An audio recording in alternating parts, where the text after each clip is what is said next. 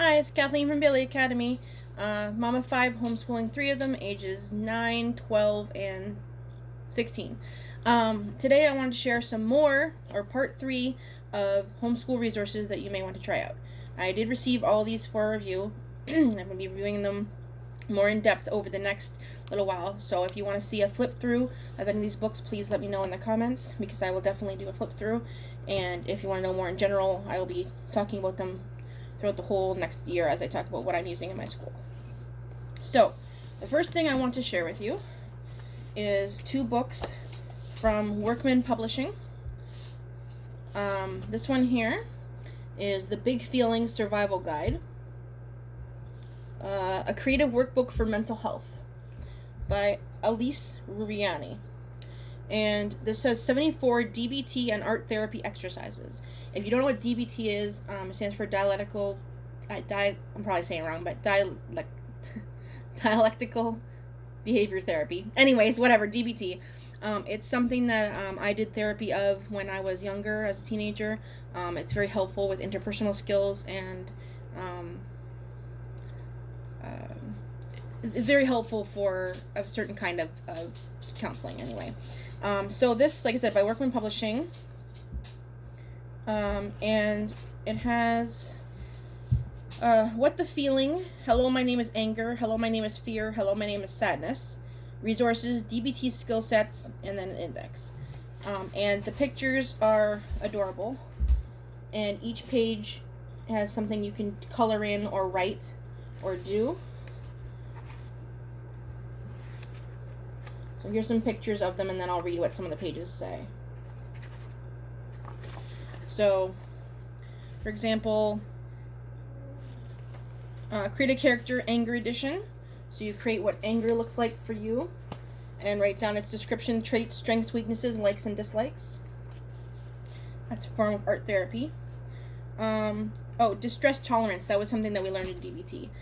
So this is an intense exercise. It says, our emotions can be like a running engine revving us on non-stop. When we feel all amped up from our emotions, engaging in intense exercise can help get some of that energy out, which can help make your body calmer in the end.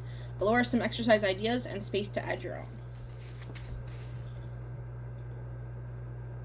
You can add your own idea here. Make a chill pill. Has anyone ever told you to take a chill pill? Well, why not make your own? Fill the pill with ideas to help you relax and chill out. Actions or things. Write the instructions on the bottle. So that's cute. Paced breathing, gut feelings, imagery, wise mind, which was another thing we learned about in DBT. Mindfulness, communication, things that make you smile. So this is recommended. I don't see where it's recommended for a certain age, but I plan to use it with my rising grade 4 because she has big feelings and she needs help dealing with them. And so I think that this will be a cute little social emotional learning use resource. That's it for our homeschool. So that's that.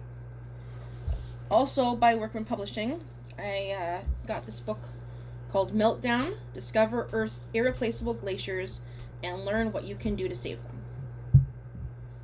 So this book here is children's nonfiction. You can see it's fairly thick. Beautiful pictures.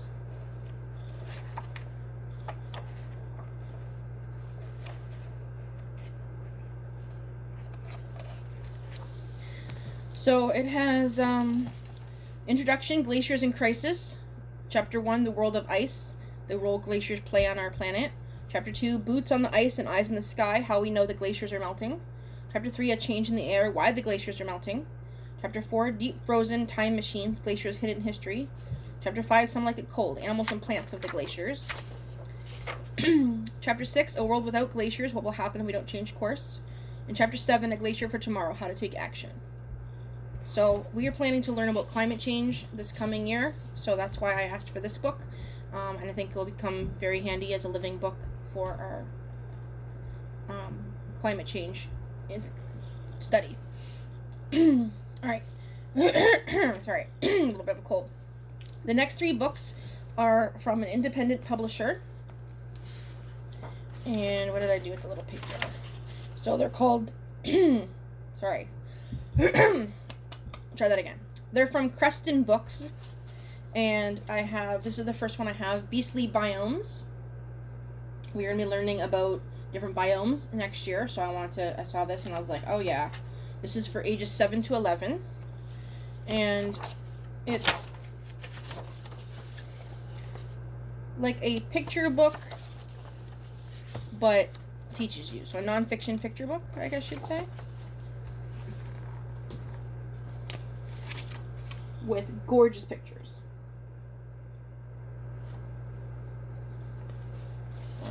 Let's look at these animals. It says, animals like people live in many different environments called biomes. Deserts, forests, wetlands, and oceans support a wide range of animals and plants. Discover the different types of biomes and the creatures that live and thrive in those unique environments.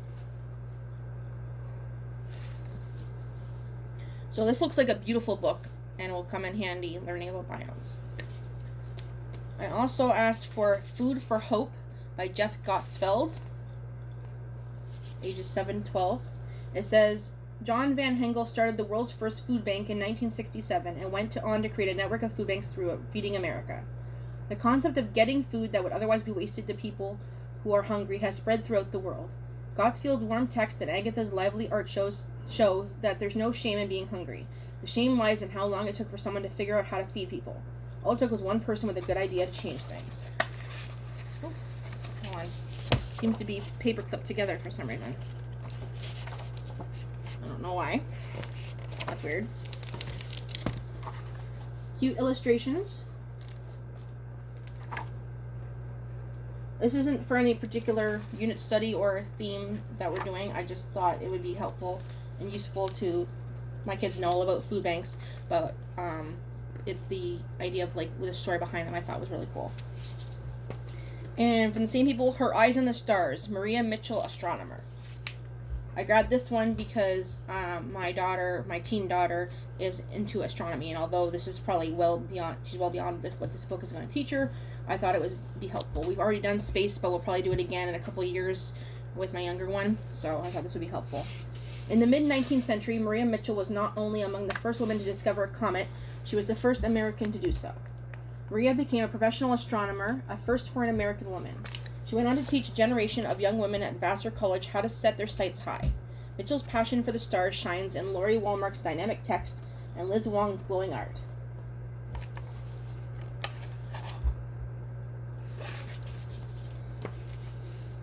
Alright, and finally, weird sounds in my house, from artk12.com. Okay, this book is Draw Canada and Greenland. I've seen the Draw the USA all over YouTube, but since I'm in Canada, I figured we would learn how to draw Canada when we do geography next year. So if you aren't familiar with these books from ArtK12, it's a step-by-step approach to drawing a country. So it tells you how to start drawing the lines, and then add each province and territory, and ocean and lake. If you already have the Draw the USA books and you get this book, it teaches you to use this. You can use the same drawing to add to it, or if you don't have room on your paper or you don't do the Draw the USA book, then you can go to a website and print off a page that has this little bit of the states on it, so you can add to it. So I think that might be what we do. I love the look of this book, and I think learning how to draw the country would be good. So I'm happy about that. And they also sent along these two books, Literature Disguised as Fun. I chose A Christmas Carol by Charles Dickens and A Midsummer Night's Dream by William Shakespeare. And what these are full text of the story, but they have a pre-flight and wrap-up, so something to read before you read the book, something to read after you read the book, discussion questions, sometimes quotes, or additional reading, and things like that. So the Christmas Carol one is for ages 8 to adult. It even says including Grandma and Grandpa. And the Midsummer Night's Dream is for grades 7 to 12.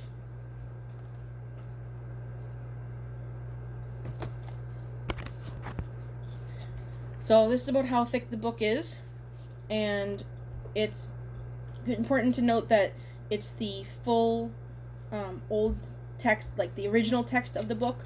So like the Christmas Carol, I have a Christmas Carol book that I read every year, but it's like more modern English.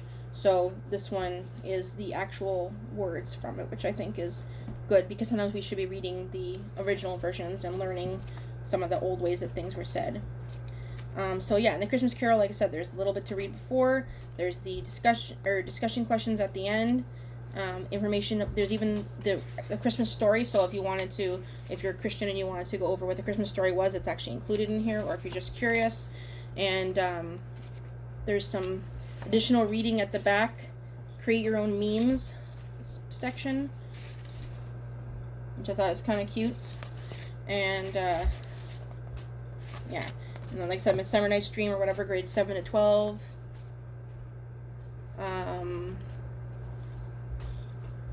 So it has the actual text of the book and some little interesting paintings and stuff that to go with it. So those are the books that I wanted to share with you today, and I will have more for you, another part coming up soon. So let me know if you want any actual, like, real flip throughs with facing down view, or if you want to see more resources, then make sure you like and subscribe. Thanks. Bye.